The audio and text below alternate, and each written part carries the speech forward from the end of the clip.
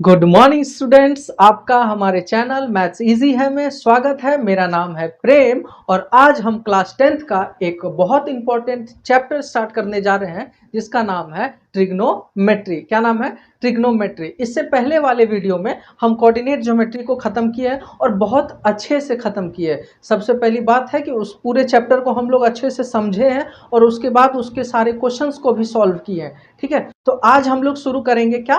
Trigonometry. चलो आओ देखते हैं। ट्रिग्नोमेट्री।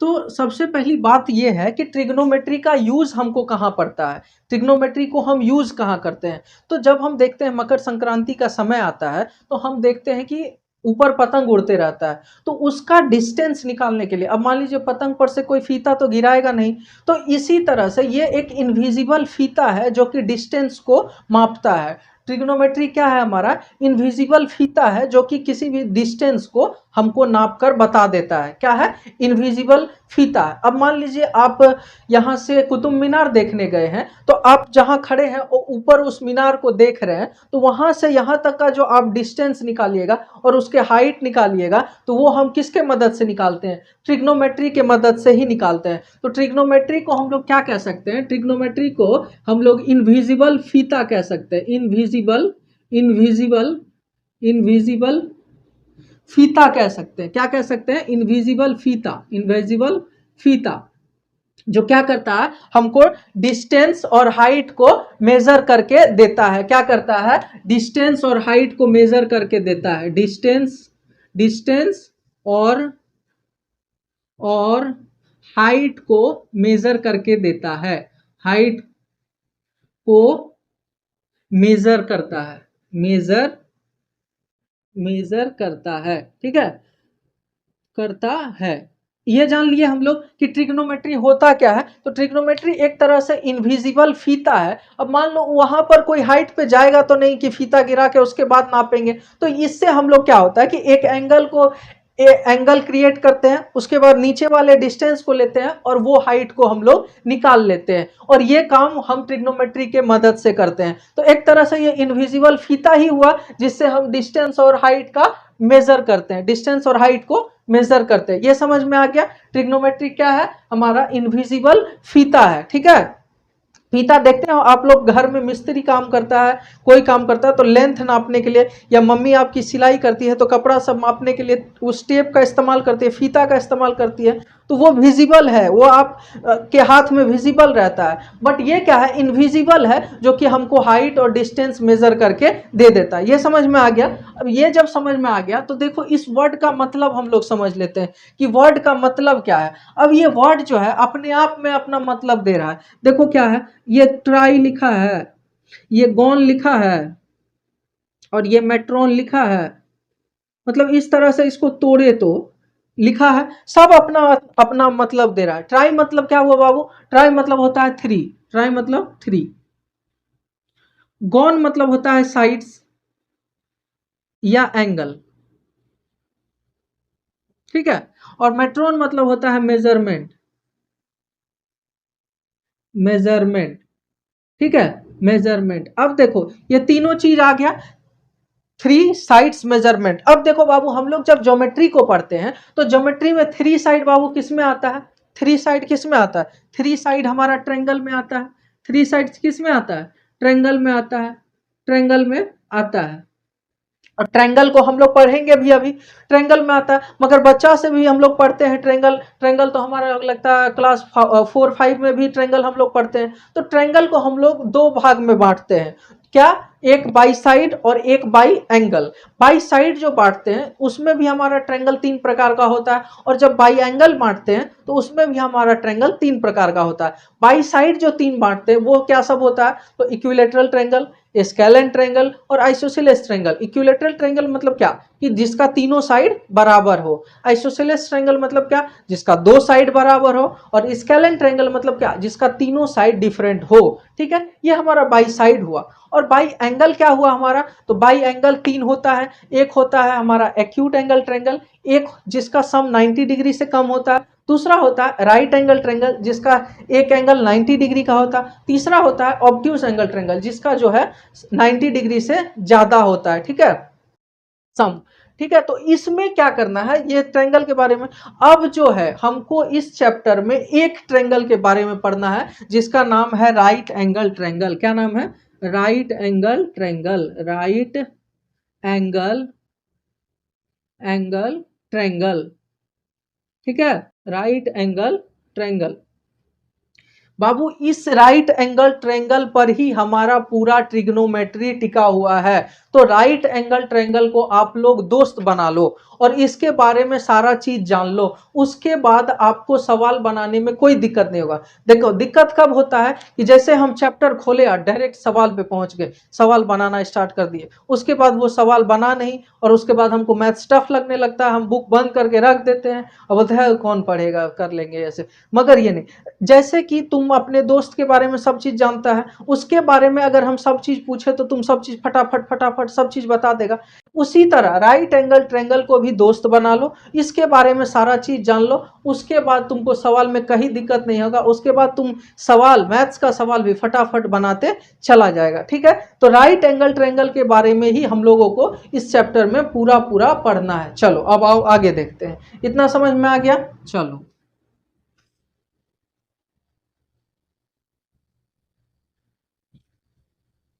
मैथ्स को बाबू कभी टफ मत समझो। सबसे पहली बात है कि बाबू इस चैप्टर के बारे में समझो, थोड़ा क्यूरियोसिटी जगाओ कि क्यों है, कैसे है, क्या यूज है, क्यों पढ़े। इस तरह से ये सब जान लोगे ना तो फिर तुमको सवाल बनाने में इजी लगेगा, और डायरेक्ट सवाल पे जाओगे तो टफ लगेगा। इसीलिए डायरेक्ट सवाल पे मत जाओ। हम एक वीडियो पूरा चैप्टर को समझाने में ही लगा देते हैं, अभी बहुत समय है हमारे पास, आराम आराम से पढ़ेंगे और सिलेबस को खत्म करेंगे और एग्जाम से बहुत पहले खत्म करके रिवाइज भी कर लेंगे। ठीक है, चलो अब आगे देखो। राइट एंगल ट्रायंगल कुछ इस तरह से बनता है ना, क्या कुछ इस तरह से हमारा राइट एंगल ट्रायंगल बनता है, इसी तरह से बनता है। क्या इस तरह से नहीं बना सकते हैं? इस तरह से, इस तरह से भी बना सकते हैं, बना सकते हैं ना जी, बना सकते हैं। चलो अब इसमें देखो, राइट एंगल बनाने के लिए एक राइट एंगल देना भी पड़ेगा। राइट एंगल इसमें भी दे दो एक। सबसे पहले इसका नाम लिख दो, नाम दे दो ए बी सी,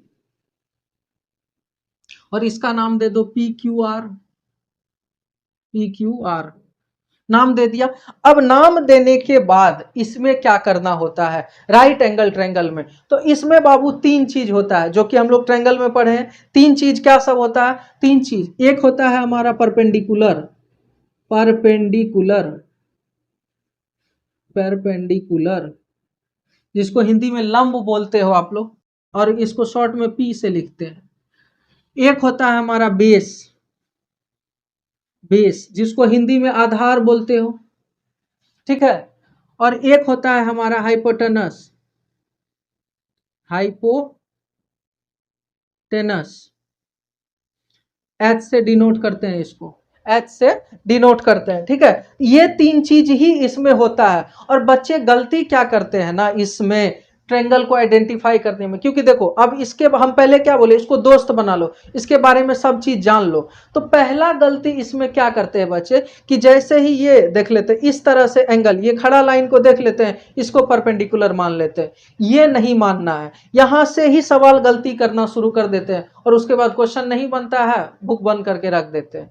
तो देखो यही कंसेप्ट क्लियर करना है कि जहां तुमको 90 डिग्री दिख रहा है, 90 डिग्री दिख रहा है, इसका जो अपोजिट में होगा, इसके जो अपोजिट में है ही साइड, अपोजिट में जो ये साइड आया इसको बाबू हाइपोटेनस बोलते हैं, हाइपोटेनस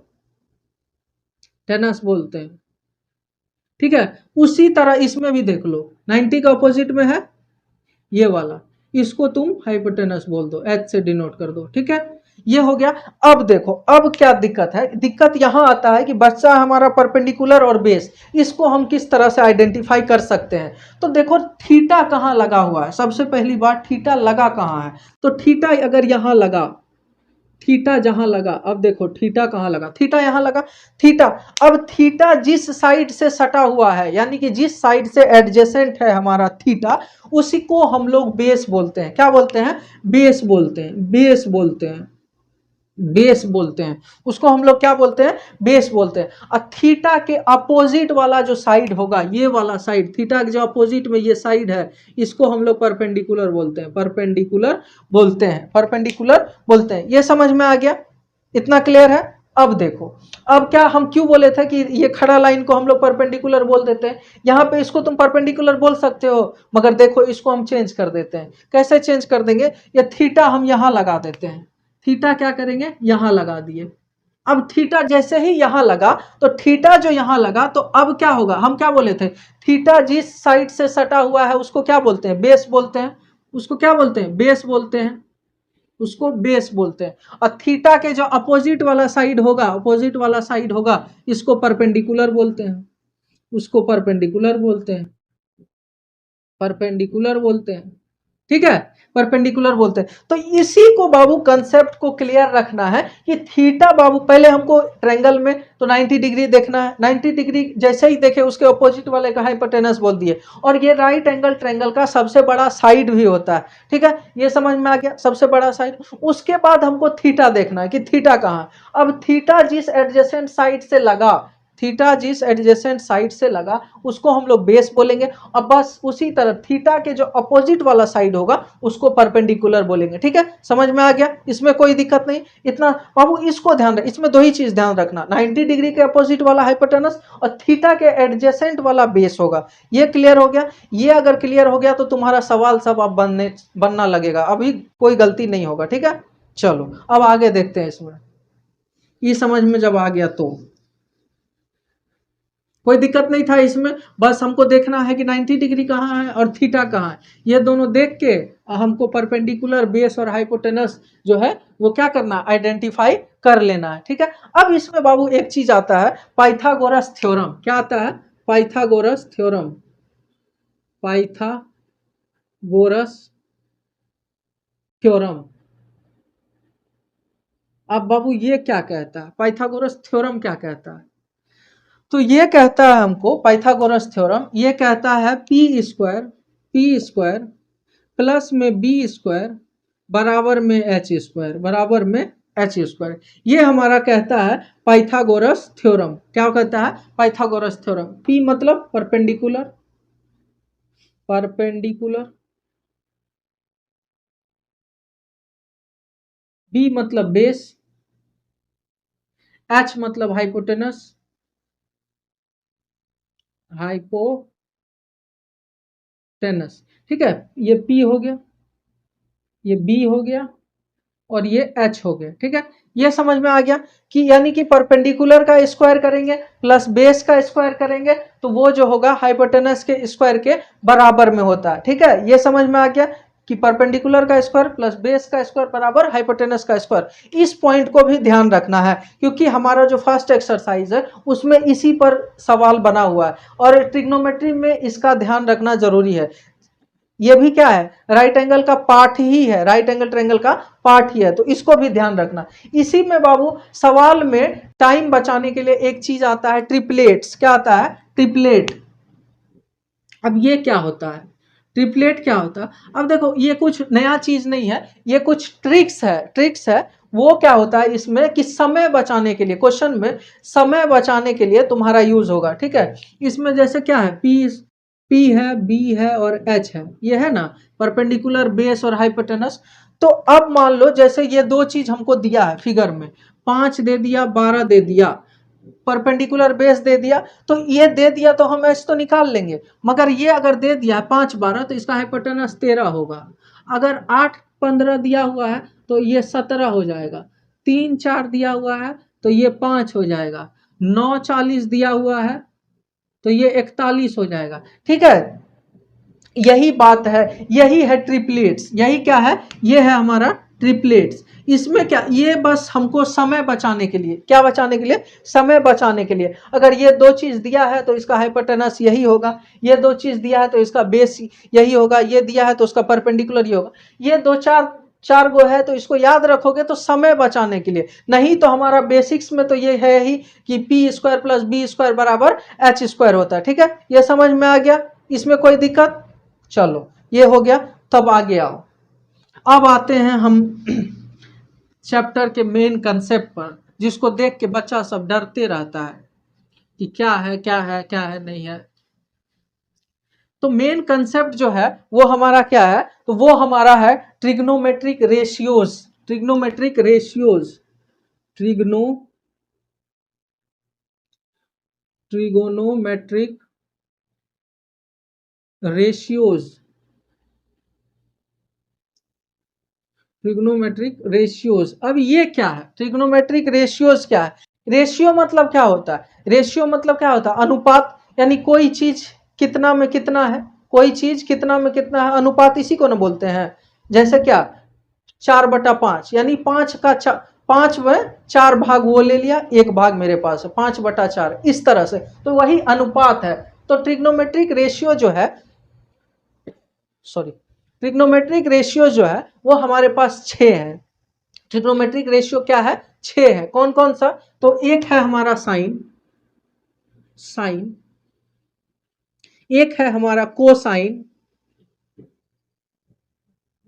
एक है हमारा टेंजेंट, एक है हमारा सेकेंड,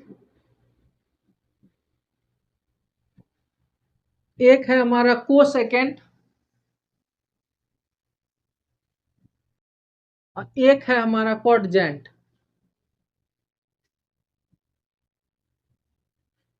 ठीक है। अब देखो, ये इसका रियल नेम है, ये इसका रियल नेम है, ये इसका रियल नेम है। यही 6 हमारा ट्रिग्नोमेट्रिक रेशियो है। अब इसको डरना नहीं कि ये नया चीज कहां से आ गया, ये इसका रियल नेम है। और हम लोग जो पढ़ते हैं वो क्या पढ़ते हैं, वो हम लोग पढ़ते हैं sine theta, cos theta, tan theta, sec theta, cosec theta और कॉट थीटा।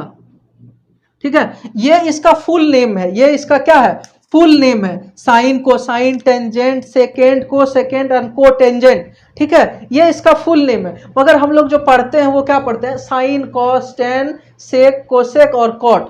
ये हमारा 6 ट्रिग्नोमेट्रिक रेशियोज है, जिस पर हमारा पूरा ट्रिग्नोमेट्री टिका हुआ है। ठीक है, राइट एंगल ट्रायंगल के बारे में समझ गए, राइट एंगल के बाद पाइथागोरस के बारे में समझ गए। अब हमारा ये जो 6 ट्रिग्नोमेट्रिक रेशियोज है, इसके बारे में भी समझ लो। रेशियोज मतलब क्या, अनुपात, यानी इसका भी कुछ ना कुछ अनुपात होता है। तो इसका एक ट्रिक होता है बाबू, जिस ट्रिक को बोलते हैं पंडित बद्री प्रसाद हरि हरि बोल। इस तरह से हम साइन कॉस टेन निकाल लेंगे। कैसे, तो देखो क्या बोलते हैं, पंडित बद्री प्रसाद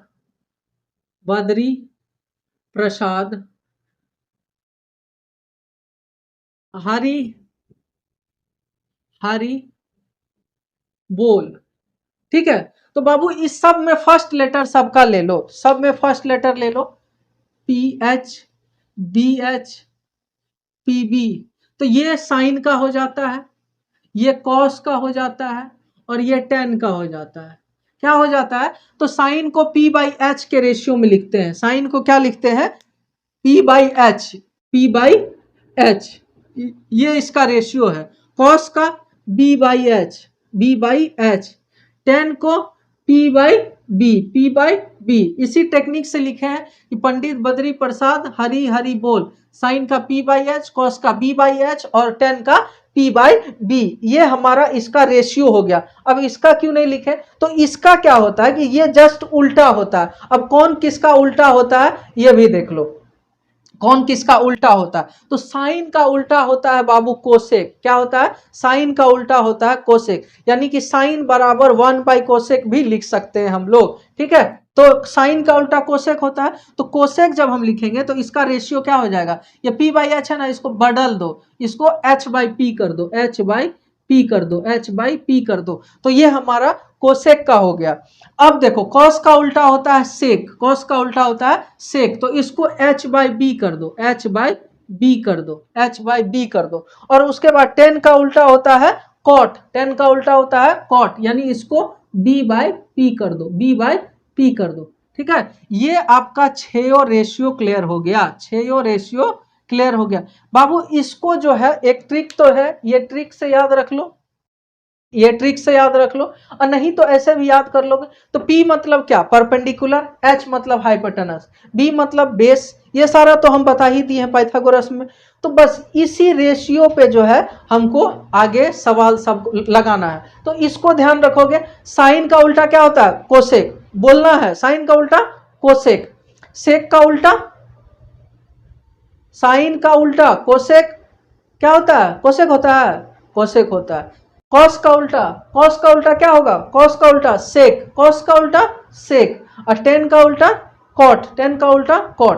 और साइन क्या होता है, पी बाई एच, साइन क्या होता है, पी बाई एच। कॉस क्या होता है, बी बाई एच, कॉस क्या होता है, बी बाई एच। और टेन क्या होता है, P by B, P by B.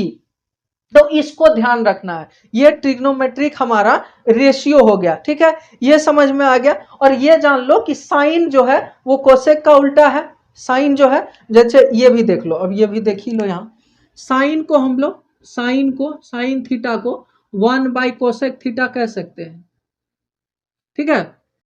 Ten को, टेन थीटा को 1 बाई कॉट थीटा कह सकते हैं। उसके बाद कॉस थीटा को 1 बाई सेक थीटा कह सकते हैं, ठीक है।